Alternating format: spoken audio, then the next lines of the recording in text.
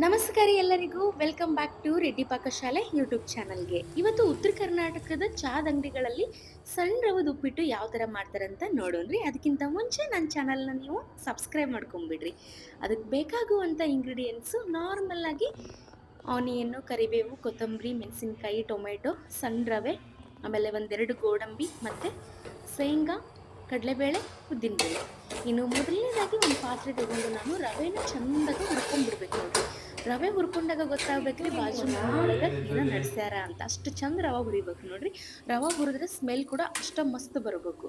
ಇನ್ನು ರವೆ ಹುರಿದು ಒಂದು ಕಡೆ ಇಟ್ಕೊಂಡು ಆದ್ಮೇಲೆ ಸೈಡ್ ಇಟ್ಕೊಂಡ್ಬಿಡ್ಬೇಕು ಅದನ್ನ. ಇನ್ನು ಮತ್ತೊಂದು ಪಾತ್ರೆಯಲ್ಲಿ ನಾನು ಎಣ್ಣೆ ಹಾಕ್ಕೊಂಡು, ಎಣ್ಣೆ ಕಾದಾದ್ಮೇಲೆ ಜೀರಿಗೆ, ಸಾಸಿವೆ, ಉದ್ದಿನಬೇಳೆ, ಕಡಲೆಬೇಳೆ, ಶೇಂಗಾ ಇದನ್ನೆಲ್ಲ ಮಿಕ್ಸ್ ಮಾಡ್ಕೊಂಡಾದ್ಮೇಲೆ ಕರಿಬೇವು ಮತ್ತು ಗೋಡಂಬಿ, ಹಸಿಮೆಣಸಿನ್ಕಾಯಿ ಮತ್ತು ಟೊಮೆಟೊ ಇದಿಷ್ಟನ್ನು ಕ್ಲೀನಾಗಿ ಫ್ರೈ ಮಾಡ್ಕೋಬೇಕು ನೋಡಿ.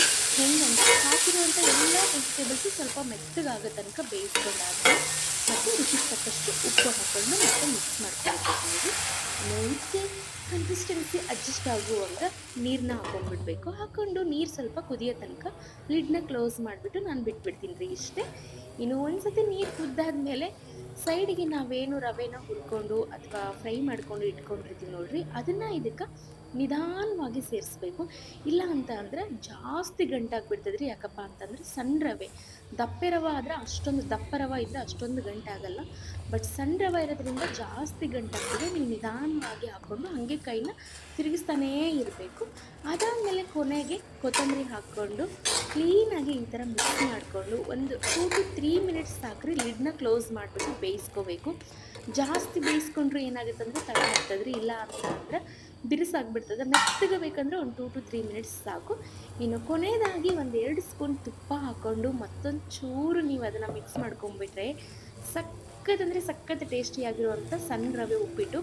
ಇನ್ನು ನಾರ್ಮಲ್ ಪ್ಲೇಟಿಗೆ ಹಾಕೊಂಡ್ರೆ ಪ್ಲೇಟ್ ಒಳಗೆಲ್ಲ ಓಡಾಡ್ತದ್ರಿ. ಆ ಥರ ಉಪ್ಪಿಟ್ಟಲ್ಲ ಇದು. ಚೆನ್ನಾಗಿ ಮುದ್ದೆ ಥರ ನಾವು ತುಪ್ಪ ಮಾಡ್ಕೊಂಡು ತಿನ್ನೋ ಥರ ಉಪ್ಪಿಟ್ಟು ರೆಡಿ ಆಗಿರ್ತದೆ. ಇನ್ನು ನೀವು ಇದನ್ನು ಯಾವುದ್ರಲ್ಲಿ ಉಪ್ಪಿನಕಾಯಿ ಹಚ್ಕೊಂಡು, ಚಟ್ನಿ ಹಚ್ಕೊಂಡು, ಮಿಕ್ಸರ್ ಹಾಕ್ಕೊಂಡು ಏನಾದರೂ ಹಚ್ಕೊಂಡು ತಿನ್ನಿರಿ.